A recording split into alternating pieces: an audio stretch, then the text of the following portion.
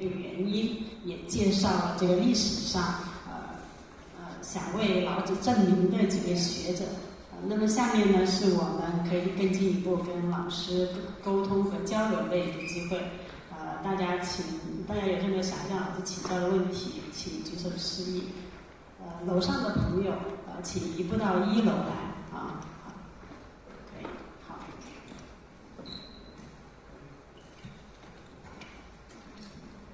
谢谢老师，老师辛苦了。问一个很简单的问题，想不出来复杂的，就是您对一生二，二生三，三生万物的1、2、3，您怎么理解？就千年的理解那个不说，您怎么理解？谢谢老师。其实好，谢谢你啊。我是这样看啊，这个3是代表多嘛，这个从1到2到3，其实我们可以把这个省略了，它要表达的是道生万物，对吧？道生一，一生二，三生万物，生道。其实把中间这个环节把它扔掉，它其实就是万物都是由道生出来生成的。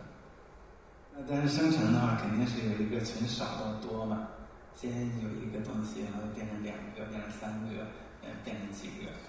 那传统儒家呢，他会这个要它落实啊。那有人会说1是元气啊，这个2是阴阳，3是那个阴阳那种这个和气。这种解释也不是说完全就是捕风捉影，因为这个他《道德经》里确实说万物复用道养，是吧？充气为和，那充气就是和气，那就变成2是阴阳，3是和气，和气产生万物。就是传统的这种解释，就是你硬把它套进去，把它落得很具体也没问题，因为中国传统的气化论这个影响是很大。战国以后，这个有元气化生万物啊，然后通过阴阳的相互作用产生万物，把它套进去也说得过去。但是我个人是觉得，其实就是3个数字，就是从少到多，从道分化出来一个东西，一个东西分化2个，2个分成3个，最后就产生万物。就说白了，就是道产生万物，万物就是道的一个，都是以道为根源，为基础。2种都可以，把它具体化也行。这个，但我自己觉得，其实那个不具体化也没问题，就是把它做一个数字而已。谢谢。谢谢老师，还有其他的朋友？好。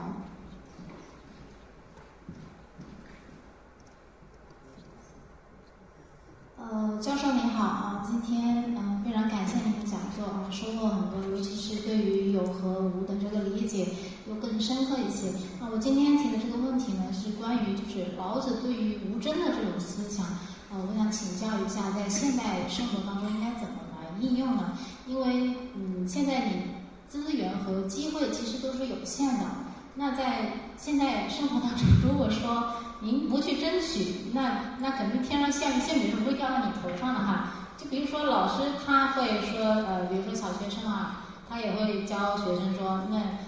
你们要积极回答问题，然后有比赛啊竞赛，你们要积极参与，是吧？你至少要学会一句话，我来，让我来，是吧？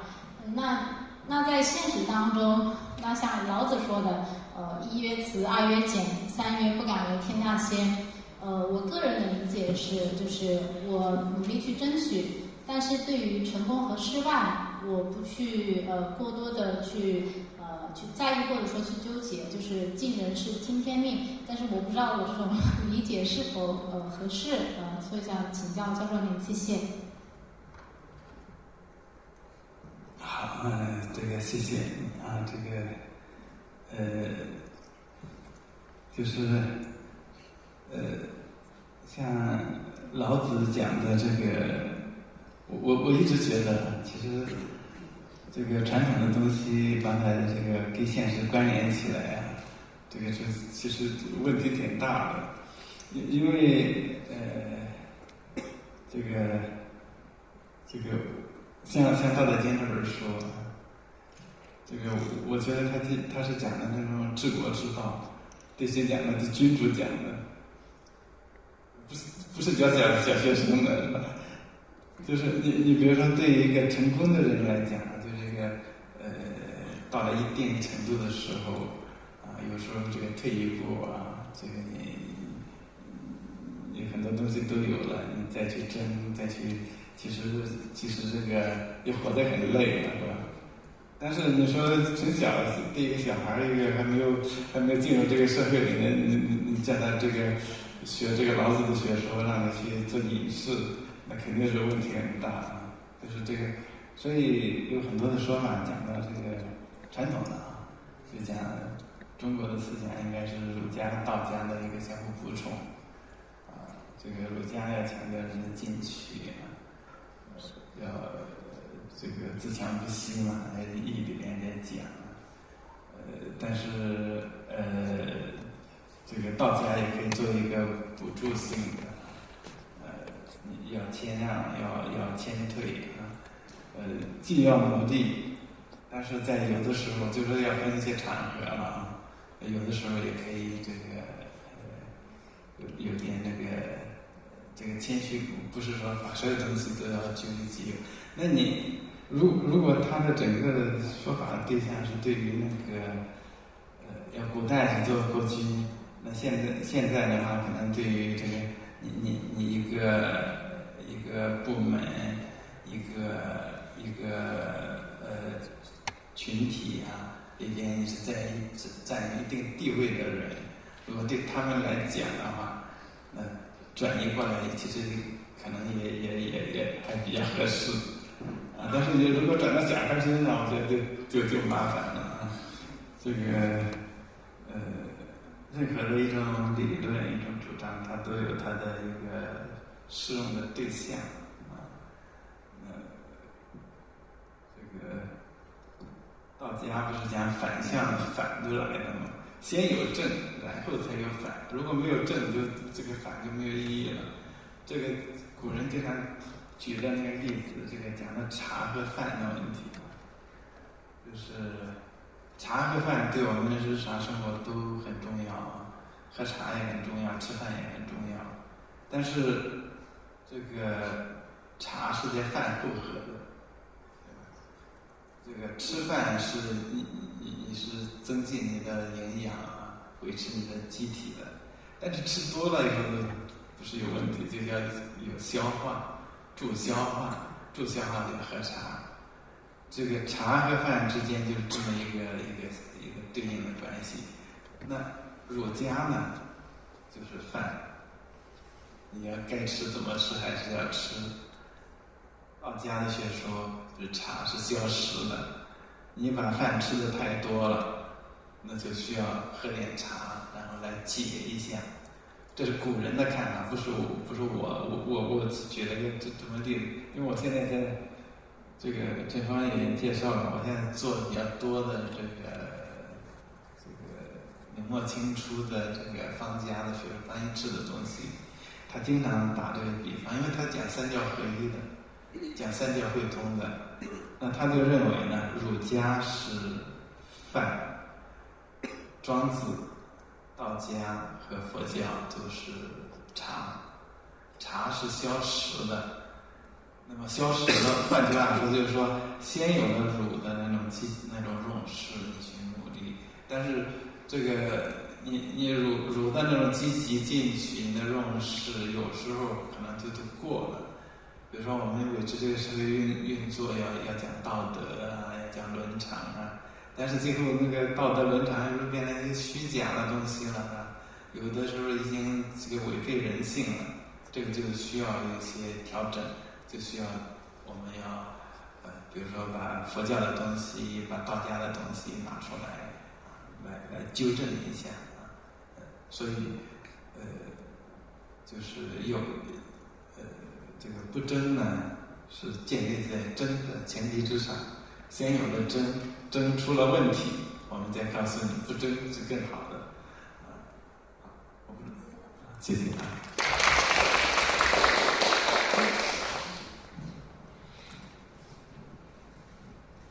张教授你好，非常感谢您的分享啊。我的问题是这样子，就是在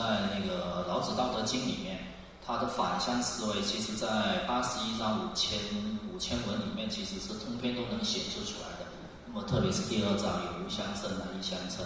高下相倾、长短相倾、音声相和。那么我想就是在反向思维，也就是辩证统一的在老子通篇都能显示出来以外，还有其他哪些深邃的思维能值得我们当代人学习和运用的？谢谢。好，其实就是关于老子的这种辩证的思维啊，过去其实讨论的非常多啊。我记得是陈俊先生曾经做过一些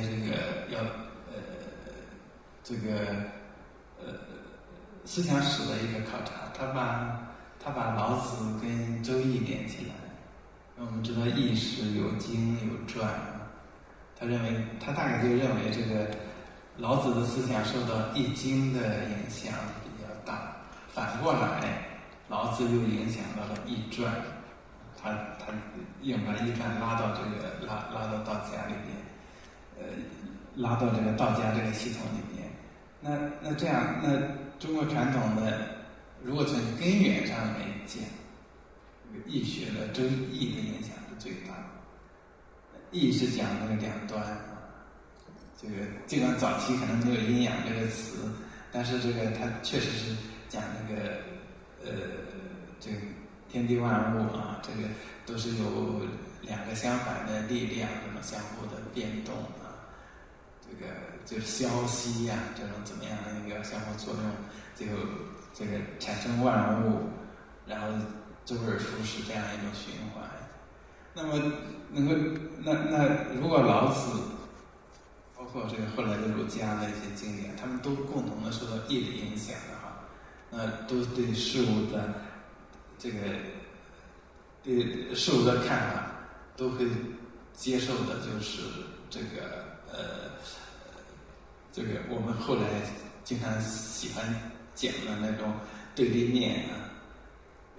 的相互的联系啊，水也离不开水，相互转换啊，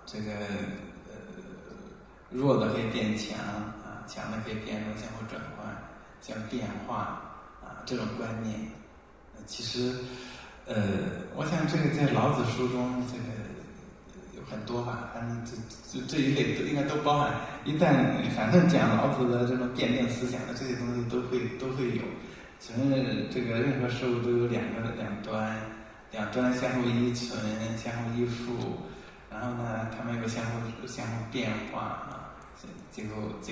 甚至可以带来一些发展啊，一些变化。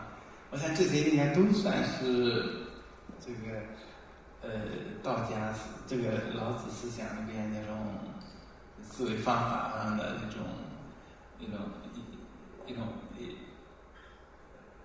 一种特色吧。这种特色应该都可以追到周易呢，都追到更早的易的那个传统。但是在他大家都在讲这种变化，讲物极必反。那如果那么把老子里面把它看成它独特的一个地方，把它都在讲辩证啊，都在讲对立面的这种相互作用、相互转化啊，正反的这种关系啊。如果把它比较独特的拿出来，跟别的不一样的，那我觉得可能就是从反面来思考这个问题，可能就是它最有特色的地方。别的可能你比如说，孔子讲啊，知其两端，用其中于民，知两用中，他们会选择一种中道，是吧？那易的传统里边可能讲天尊地北啊，这个这个乾卦里边讲那个乾的那种强调进取啊、生生不息啊，这种东西可能就会包括对后来儒家的对他强调的比较多一点。但是老子呢，我们说老子和儒家的和易传的和这个这种不一样的地方，我想就是他在讲这种柔弱的，这种谦的，就这个对立这个两端里面，这个通常儒家说是认可那一面，他正好把它颠倒过来，反过来，我想这是他的特点。所以我之所以要强调他的反向思维，就是他选择的就是弱的一面啊，慈的一面啊，不争的一面，谦退的一面啊，那这个就是他比较独特的地方。事实上都讲辩证啊，那周易也讲辩证啊，那古人中国古代很少不讲辩证的啊，几乎各家都在讲这种辩证的东西啊，但是同样讲有辩证啊，对立的两端，